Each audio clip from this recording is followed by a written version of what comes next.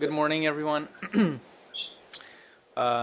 Welcome to Grand Rounds. This morning, Grand Rounds is. I'm very happy to be here and be able to share a little bit of what really my passion is, and what brought me all the way to Stanford, which is skeletal sleep surgery for the treatment of obstructive sleep apnea. And we're going to talk about what have the recent history taught us and what we can look up for the future for this very exciting field. So I'm fairly, I did my fellowship here, so a lot of you know me by now. But just a brief presentation, I did my medical training in Europe, in Portugal, and after that I did my 6-year OMFS residency in Lisbon as well. So did a lot of my training overseas, and then worked for a little under 2 years as an attending physician at both an academic institution and a private hospital setting. And then as I was progressing through residency, I became really interested into orthognathic surgery, so jaw corrective surgery, and all the wonderful applications that it has, and how impactful it is for our patients. But I also began to realize that not just for function and for cosmesis, but also for sleep breathing disorders had a huge impact. So I began following that track a little bit, and then that landed me in multiple observerships throughout the world, and also into, very fortunately, doing a sleep surgery fellowship here at Stanford that later on became a position as faculty, for which I'm very happy. I come from this small country that a lot of you know by now. It's been all the hype in terms of touristy destination, but it's a fairly small country. Fairly small population as well, about a fourth of California's population, but it is a beautiful and proud country. And there are some, obviously, the bridge is one that I look up, and I look when I'm here. It kind of makes it a little easier, the transition and all that. And I invite, if you haven't been, I invite you all to visit, because it's a beautiful country and a beautiful city.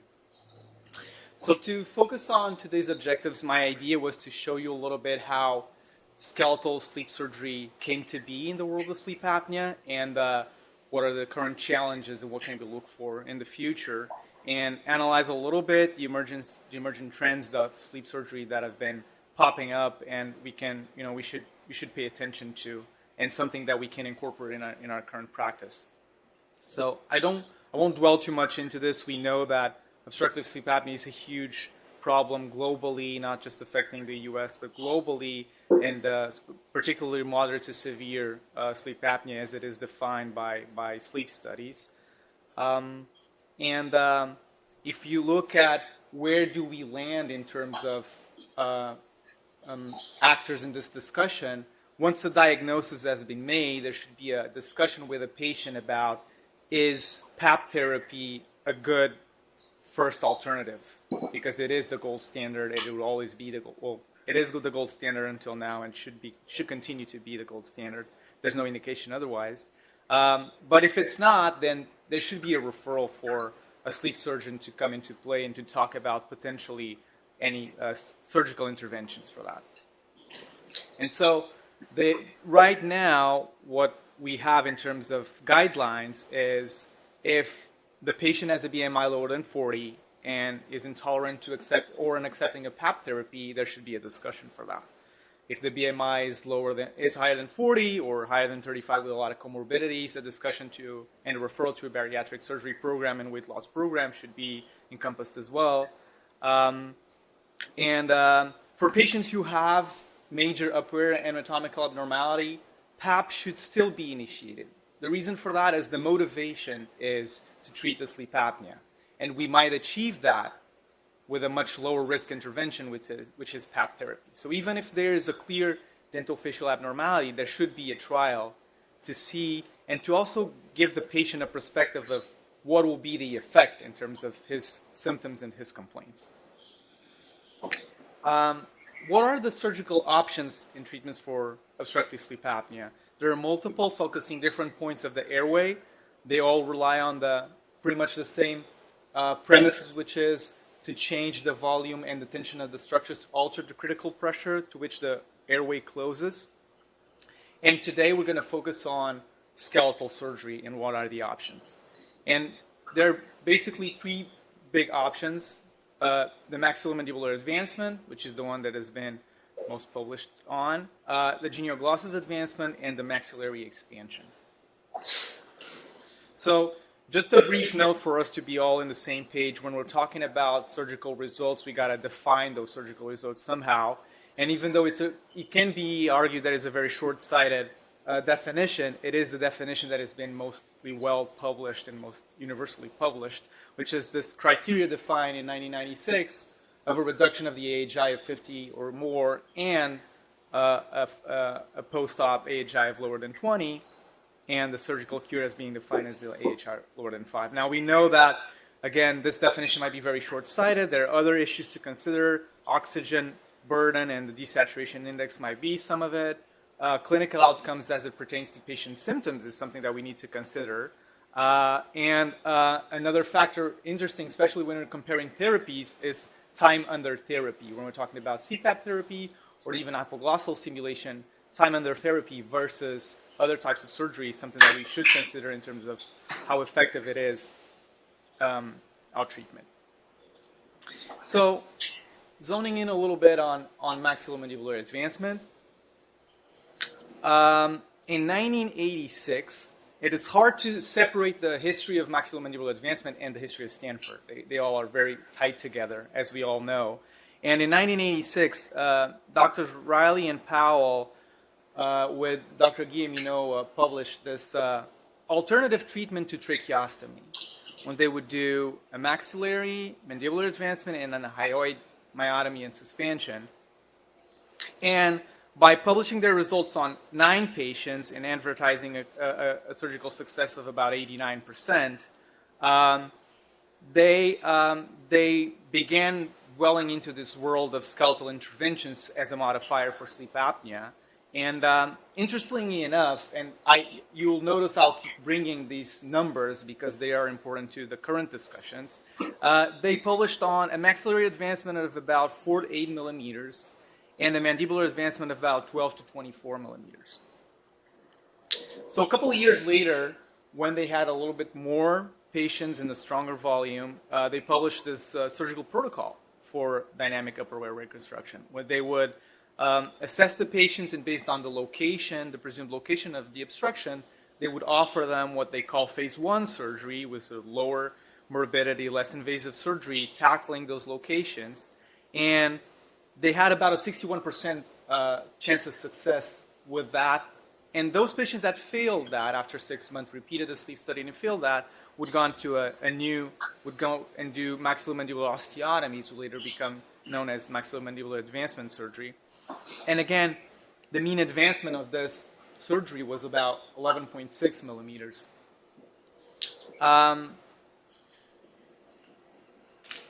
So, building on that, what were the indications that later were a little modified through the second protocol, but the indications didn't really change that much, which is moderate to severe OSA as defined by a sleep study, OSA of every degree in the presence of dentofacial deformity, it can be considered, and later with all the studies focusing on DICE findings, and notably DICE findings that were predictive of poorer outcomes with other surgical solutions, then this surgery seemed to have a better result when every other surgery failed or didn't perform as well.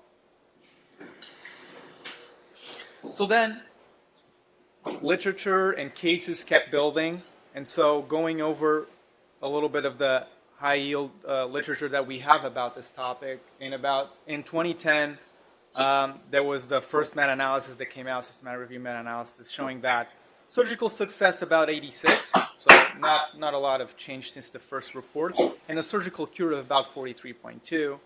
And again, the medial advancements, 8.7, and the mandibular advancement around 10.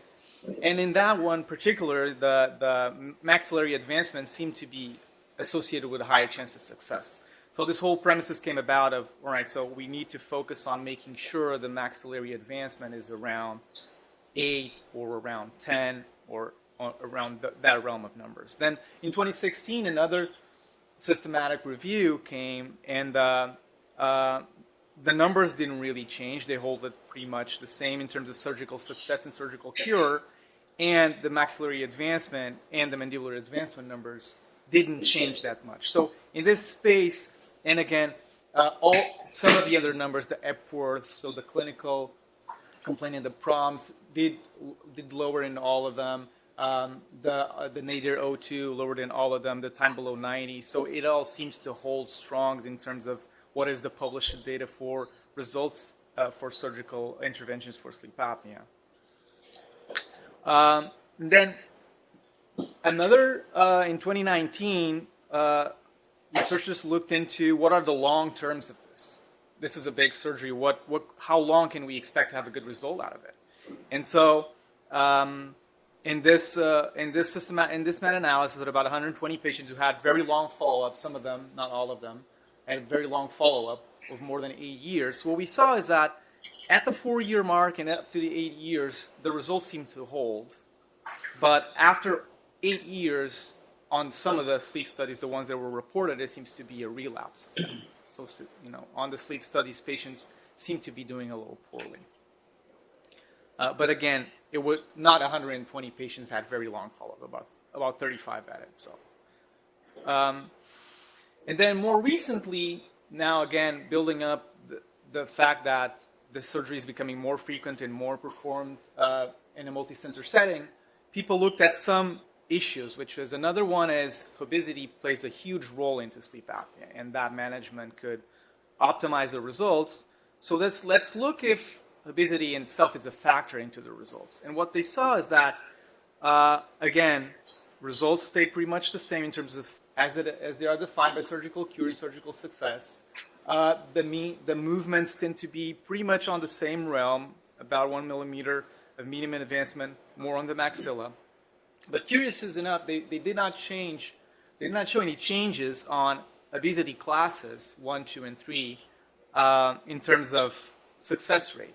So it seems that for patients who were not able to get their weight down before the surgery, this surgery seems to be effective, at least in the short term. And then the other question is, well, we do operate on patients who have the dental facial deformity to begin with. Do these patients do differently? Do they do worse or better? And then, again, it does not seem to be, at this systematic review of 2024, of around 260 patients, a real big difference between class 1, 2, or 3. You do seem to be doing pretty much the same. There are some differences in snoring. It seems that class 3, so patients who have a more posterior position maxilla seem to be doing better in terms of snoring outcomes, but not in terms of AHI reduction. And then the other question that arises with these surgeries, and patients ask it a lot, is, well, what is my face going to change, and am I going to be happy with that? How is that going to look? And a few studies have focused on that. There are some studies focused on self-perceived change, and there's no avoiding it. Yes, the face will change, and will change to a very important degree, and patients will notice that. But to a big extent, those changes tend to be perceived either as positive or neutral. And then, as the literature augmented a little bit, we're able to build some a little bit higher yield studies on it, and looking not just at self-perception, but also physician perception of the patient's results, and lay people perception of these patients' results.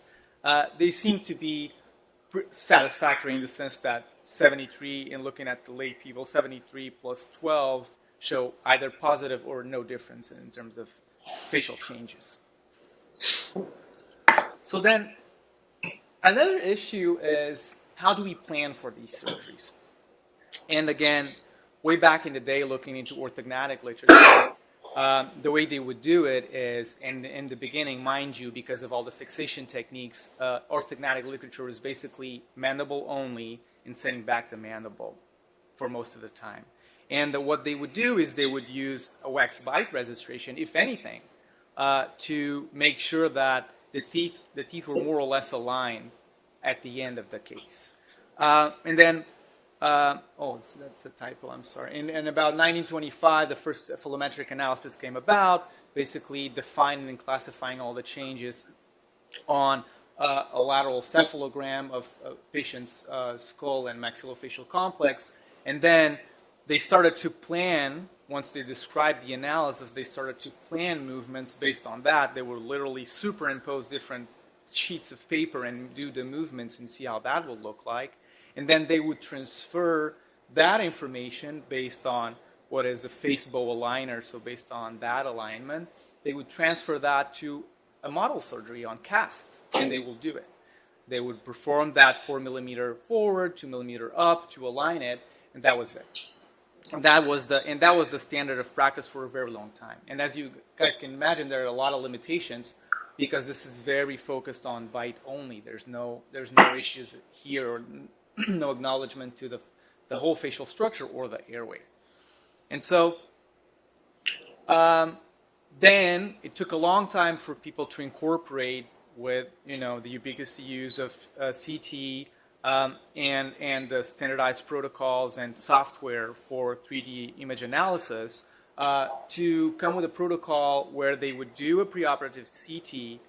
They would then mount that with the dental models that would digitally insert it into the software, and then they will do the whole facial movements. So then this was a huge step forward in the sense that we can now see what the changes will impact in the whole maxillofacial complex, the whole facial structures, how it relates to the skull, and possibly how it might relate to the airway as well. Again, for a lot of the issues that were at the same time addressed with orthognathic surgery, which is issues related to vertical dimension of the face and issues related to facial asymmetry, the 2D was very short-sighted in addressing that, and then the 3D technologies became standard pretty quickly. So now, the computer-assisted design and protocols, what they do right now is they use that information and then 3D print these splints, which is the same concept as they were on the cast models, but they're 3D printed now, and they can incorporate that into the movement by indirectly bringing that information in terms of tooth relationship. And the next step is, and it's something that has been in, I would say, the past 5 to 10 years, some centers are starting to do it as standard of practice, is splintless surgery.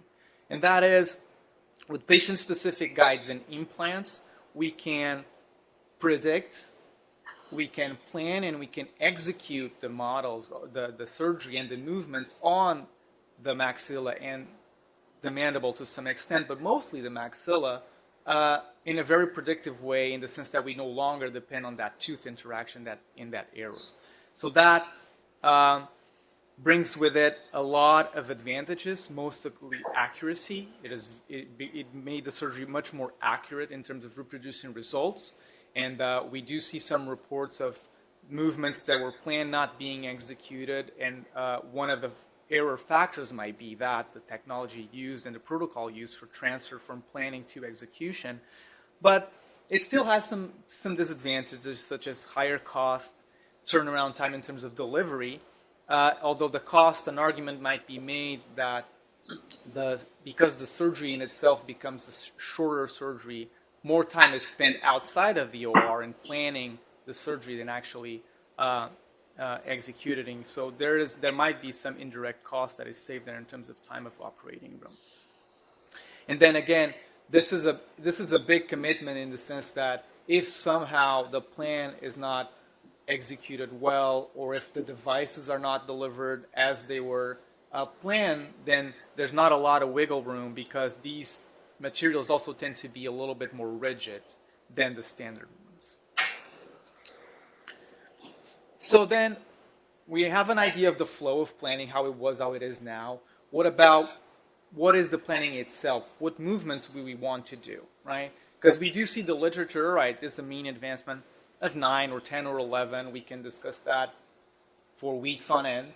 But where is that movement? At what point of the maxillofacial complex is that movement? Is that an AP, a sagittal pure movement, or is there other factors related to? So as it started, it was documented and described as a pure sagittal AP movement.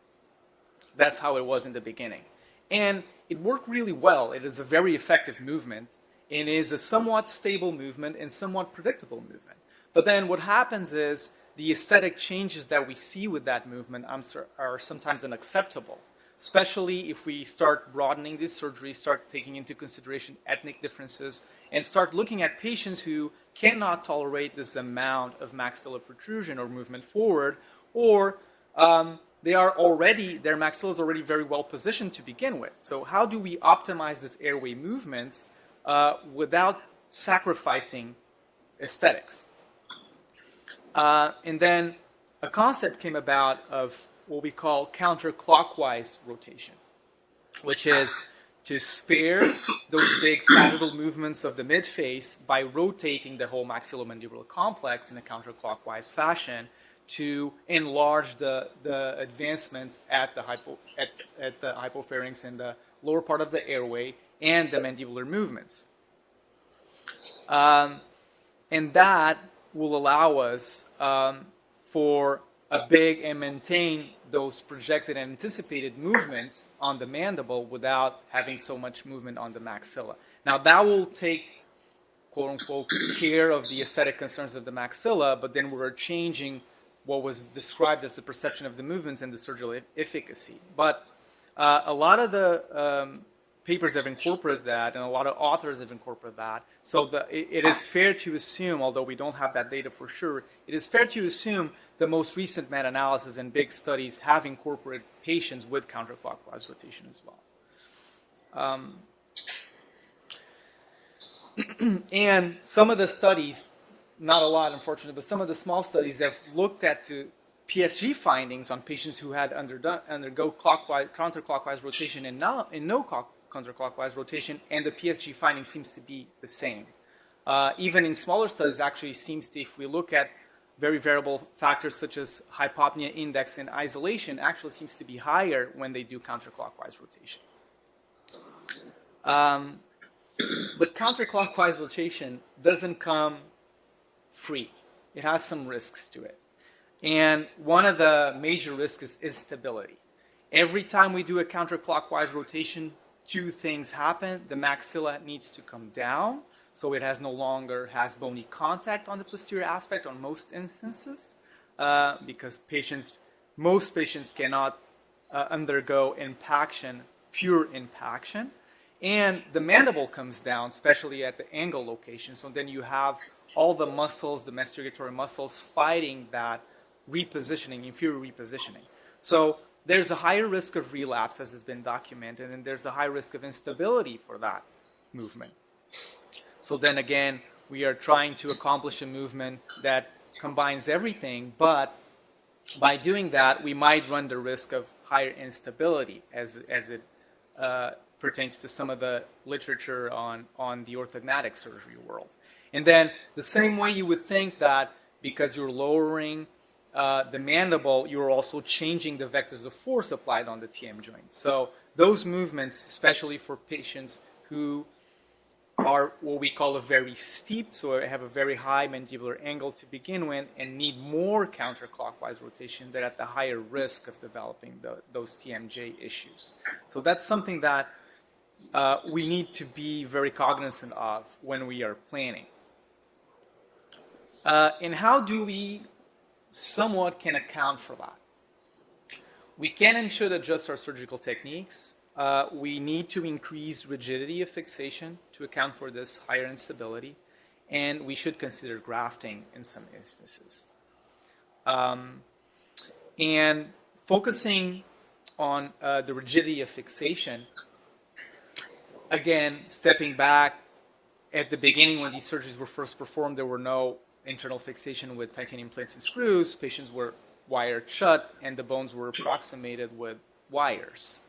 And the patients were kept on MMF with wires for about 6 to 8 weeks. And that would hopefully give them a good result. That would ended up having a lot of relapses, as despite the 6 to 8 weeks, there was no bony healing enough to withstand the forces. So with the advent of internal fixation and titanium plates and screws, we were able to go from that MMF, post-op MMF, to semi-rigid MMF with elastics, with rubber bands. That basically allows us an early movement and return to function, so patients are able to move their jaws on day one after surgery. And there's a less risk of TMJ disease because they also saw that by blocking the TMJ for 6 to 8 weeks, you might run into issues that would later might develop into TMJ ankylosis. So we know that we need more rigid fixation, but then what kind of rigid fixation? Because there are a lot of options out there. And we can divide them into two options, or the use of bicortical screws in isolation, so engaging both cortices of the mandible as they are stabilized. We can talk about plates only, with buccal plates that are fixated with monocortical screws. And we can talk about hybrid combinations, plates with screws, and then, whatever combination you might think of, probably someone has tried and wrote about it. 2 screws, 1 plate, 2 plates, 1 screw, 3 screws on 1 plate, bicortical screws on the plate, especially with the virtual surgical planning, we can do that safely. And the gist of it is that everyone can seem to agree on 2 things. Bigger advancements are more prone to relapse. So if we're talking about larger advancements, as we are in the world of sleep apnea, then we need to consider this seriously.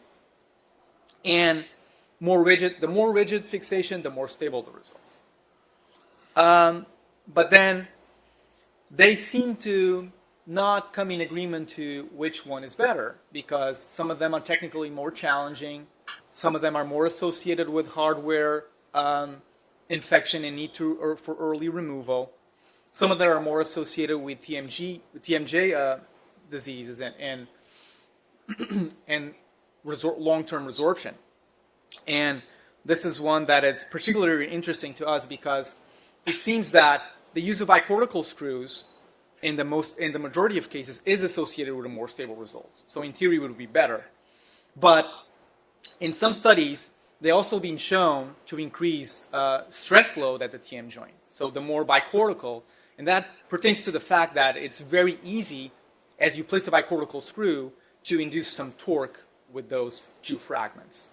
As when you do buccal many plates, that is much less likely to happen. And that stress over time can be associated with TMJ disease and symptoms and the very feared condylar resorption and relapse of the surgery that would eventually, in some cases, lead to a need to replace the joint altogether with a prosthesis. And so, can you measure these forces in real time to adjust how you place the screw? No one had seemed to be able to do that up to this point, to show it in real time. But what they've done is they incorporate on an algorithm what factors do the patient has for TMJ disease in the beginning.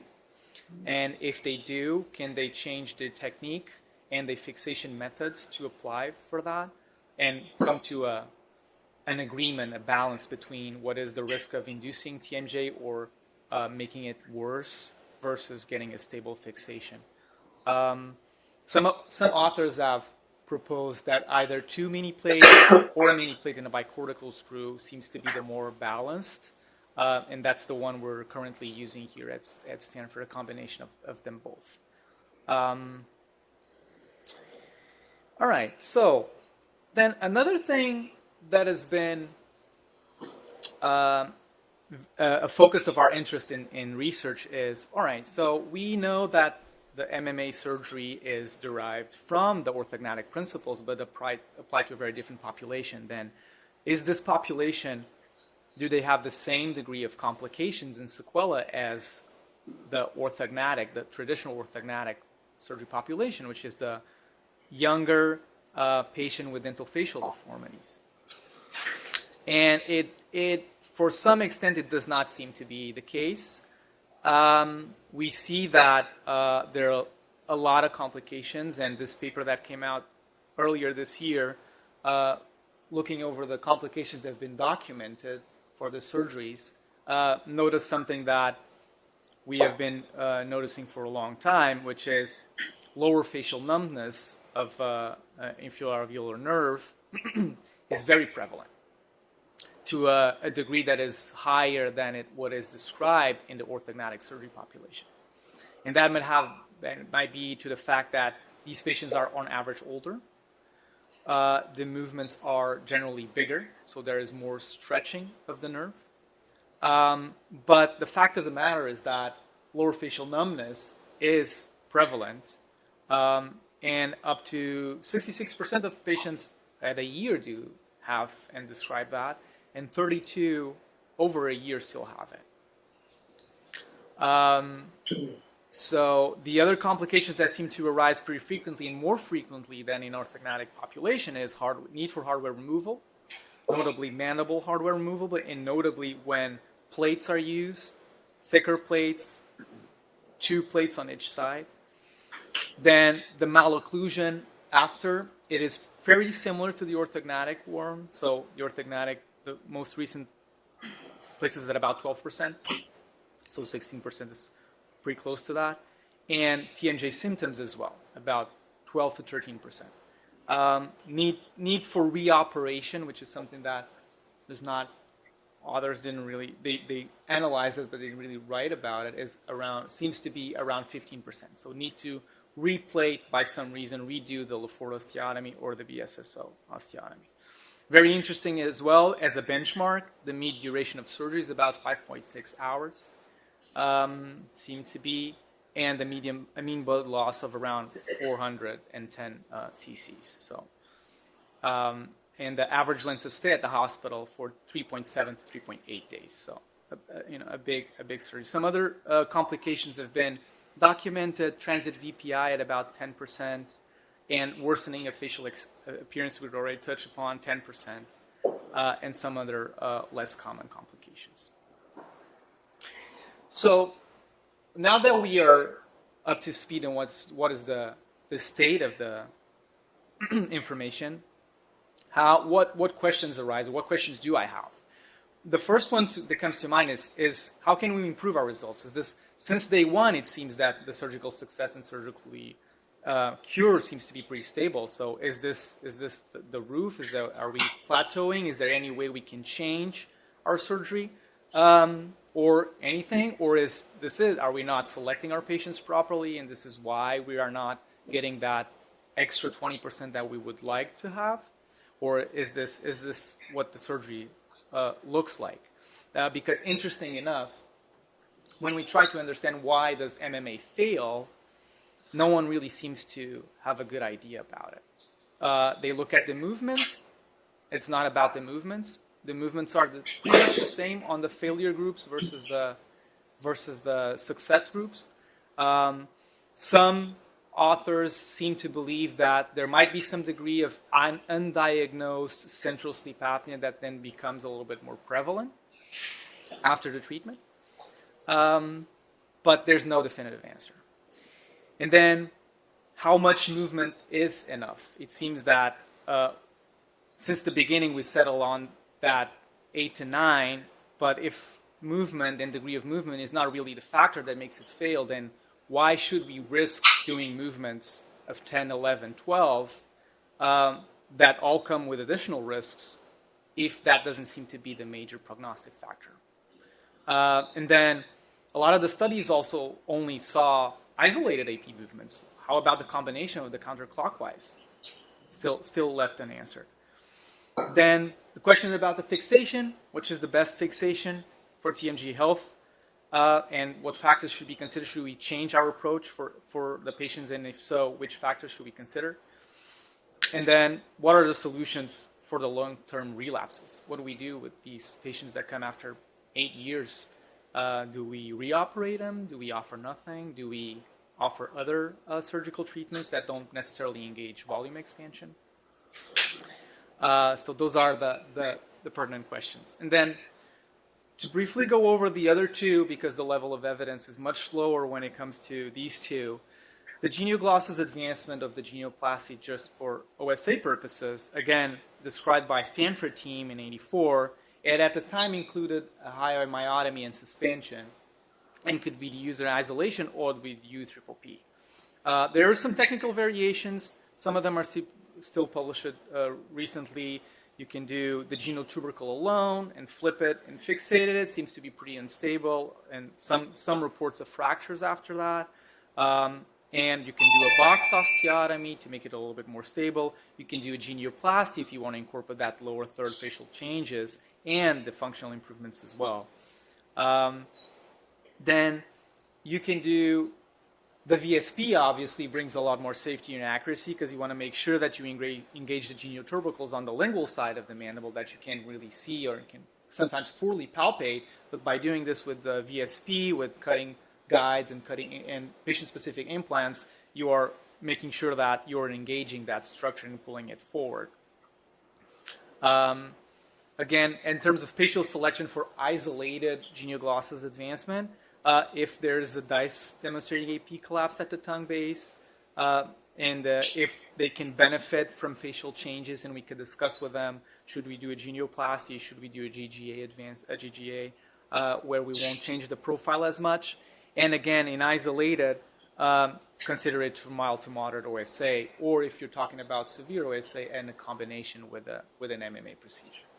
And the reason for that is, again, most of the results are published together as part of a multi-level treatment, and it seems that of the 66% success, 10% was provided by that GGA. But when the few studies that looked at the genioglossus advancement in isolation show that, yes, there seems to be a decrease in AHI and an increase of MADIR02, about a 40% reduction. So pretty modest effects overall. Now, maxillary expansion. There's been a lot that has been told about maxillary expansion, especially in the younger populations, and now with the uprise of the non-surgical interventions. I wouldn't really get into that because that might be a presentation in itself. But basically what we do know about maxillary expansion is that when in pediatric patients that are submitted to orthodontic maxillary expansion, there seems to be a good effective treatment on OSA. Now, does this carry over for adults is the question. And the execution of that is not possible in adults in the same reproducible fashion because the sutures are all closed up and matured. So in 1998, there was a report of doing the osteotomies that were usually done for widening the maxilla for orthognathic purposes, for functional and occlusion purposes, to treat OSA. And of those 10 young adults, 6 required surgical assistance, so what we call SARP, surgical assisted rapid palatal expansion, and there seemed to be a decrease in the AHI. And then after that, a lot of technical variations that were more focused on sleep-breathing disorders came about. The distraction osteogenesis maxillary expansion is one, endoscopically assisted surgical expansion is another, and more recently there is a pilot study of the 2-pen technique, which is another technical variation of it. But conceptually they are all the same, which is enlargement of the maxilla and the nasal floor to optimize sleep-disordered breathing. In terms of the distraction osteogenesis, the change as it compared to regular SARP is just the use of bone-borne anchorage, so allows for a stronger and more horizontal expansion. And then there's, the technique has been documented, there is a requirement for less osteotomies, but in more recent years there's also come some reports of that. The expansion is not as predictable as one we would expect. It happens mostly on the interior part of the maxilla and not so much on the posterior aspect where we would like to have that expansion. So big expansions at the level of the arch, the dental arch, are necessary to achieve that desired expansion in the back. And that comes at the expense sometimes of very meaningful dental complications, such as loss of alveolar bone and loss of tooth vitality and teeth altogether. So should be very mindful into incorporating this procedure in our practices. But the fact of the matter is that 75 patients were published, and it does seem to be effective in reducing AHI, the O2 markers, and the clinical PROMs most commonly associated with OSA nasal obstruction. The EASE procedure is conceptually trying to optimize posterior nasal expansion without compromising as much anterior nasal expansion. And there's a report published in 2019 by a single surgeon center that focuses on releasing the posterior suture and pterygoid disjunction without releasing the interior. So they would hinge on the interior aspect and the dental aspect using the force of the palatal distractor by gaining that disproportionate expansion in the back of the maxilla, and thus allowing for a more effective expansion of the airway without the potential poor effects and results on the dental occlusion. But this procedure hasn't been reproduced, as far as I know, anywhere else, and it seems to be a struggle to do exactly that in terms of technical notes. Even though it is described on the literature and it is on this on the paper with about 30 patients, again seems to be ineffective on all the PROMs and the sleep surgery metrics, but it hasn't been reproduced anywhere else. And so, in order to try to come over that, and again, the group at Penn has tried to do the same posterior palatal expansion via subnasal endoscopy, and called it the 2-pen. They would do the anterior osteotomies as they would do for a SARPI or a dome, but in order to make sure that the posterior part is released and fractured, they would subnasally lift the mucosal flap and use a piezoelectric saw to release the posterior nasal spine under direct visualization. So make it a little bit more predictable. They haven't published yet. They only published their pilot study, so they haven't published yet their results on OSA.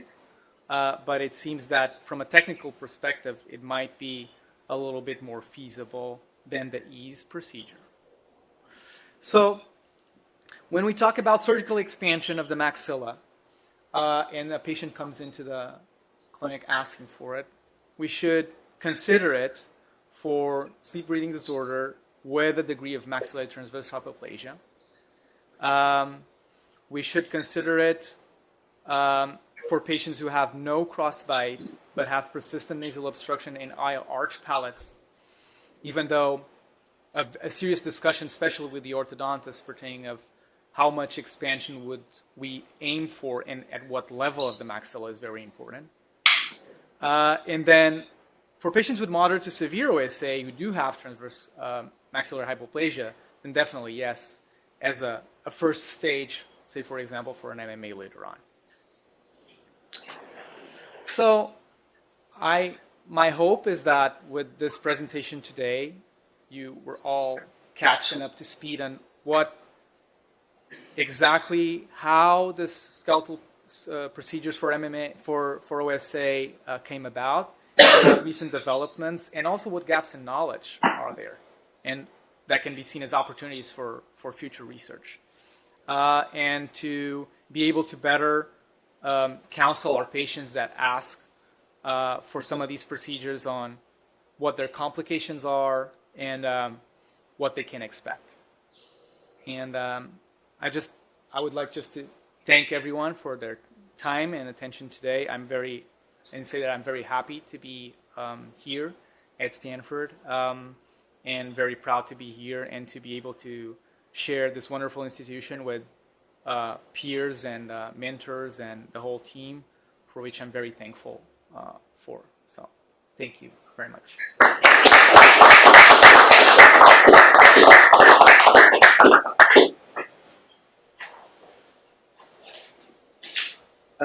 Very nice overview. Thank you very much for that. So I see in my practice that up to 20% of patients, so 10% of patients need revision nasal surgery, 10% of patients are unhappy about the way they look. They might be overlaps, but it's up to 20%, right, where that happens. Probably not, probably more like 15 or something. So when you're doing the counter rotation, you are obviously having to do something with the septum because you need to shorten it or something. I often see patients where nothing was done. This is not from you, but just wherever, you know. And I'm just wondering what the strategies are, like, because you didn't mention, like, technically, what do you do when you're counter-rotating the maxilla and the septum needs to be shortened? Or if there's a septal deviation, or what do you do to handle all that? So usually, it all comes down to planning, because the counterclockwise rotation hinges at a point either on the A point or the ANS. So if we're doing purely counterclockwise rotation and advancement, we might not ultimately impact the maxilla at all. So if that is the case, I might not do that. I will need to focus on the posterior maxilla and probably graft it, because then I have a huge gap at the back. If I do have impaction, and the orthognathic literature, what it says is impaction of 3 millimeters or more, there should be a proportionate resection of the base of the septum in order to shorten it, and a fixation, as some authors have described it, a fixation to the maxillary crest. So that is what I do in terms of the septum.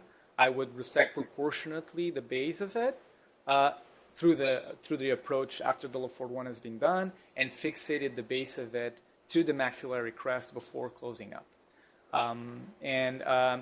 If there is a minor septal deviation, I would not do anything about it before, and counsel the patient that if that is the case, that's something that can be addressed later on. And in terms of turbinate reduction, that can be done as well at the same time of the procedure, at the end of the procedure once the maxilla is fixated. So that's pretty much the protocol that I do. In terms of interventions at the sinus, I try to, we try to be as sparing as possible of the nasal sinus mucosa, because we do know that removing that might put us at risk of recirculation syndrome and other issues as it pertains to sinus health that we try to avoid as much as we can. But yes, sinus complications and nasal obstruction is one of the sequelae of orthognathic surgery and MMA surgery by extension, absolutely. Pedro, first of all, congrats. This, for Sleep Geeks, this was brilliant. There was really good presentation and overview and sequence. That is really nice.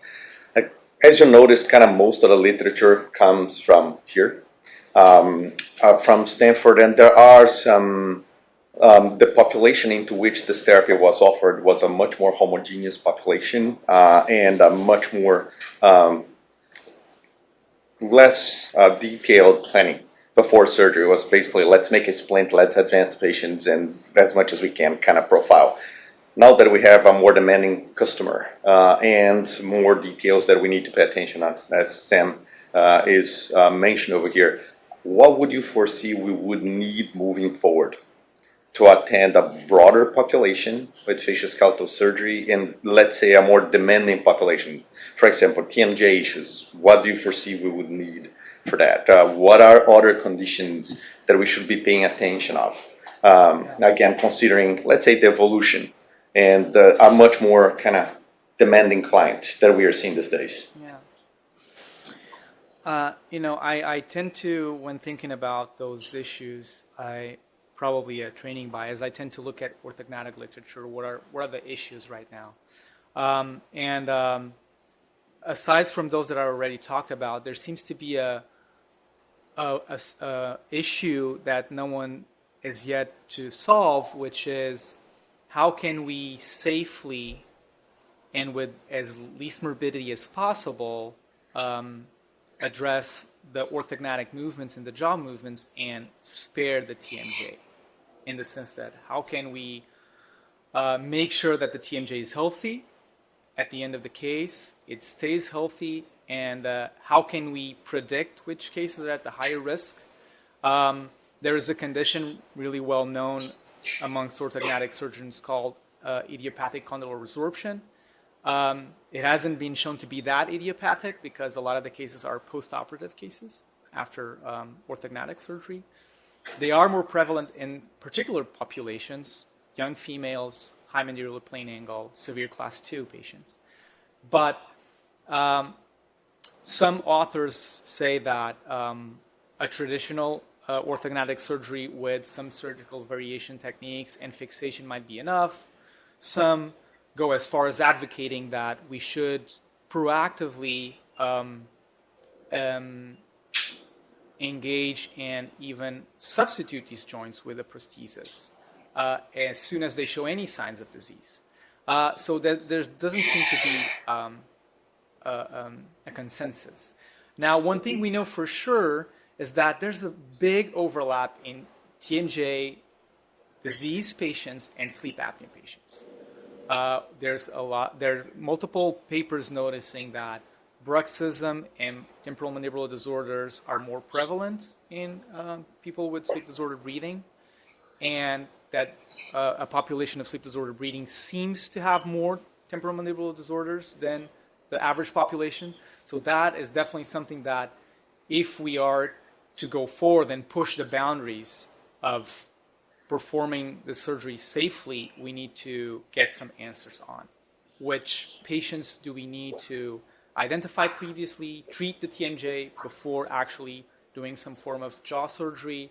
How can we handle the complications? How can we counsel these patients into what's the best decision for them? I think that is one that is very pertinent. The other one is soft tissue prediction. A lot of patients want to look and want to know how they're going to look like, and that's been a real struggle in the world of facial plastics and in the world of orthognathic surgery, is how can we accurately predict how they're going to look like. And a lot of strides have been made in terms of 3D photography and soft tissue prediction models, but we're still falling pretty short into that. So hopefully by gathering more data and incorporating some automatically in machine learning models, we can improve that a little bit. So I think those two are some of the important lines that going forward we should look into. That's excellent. That's excellent. Thank you. Thank you.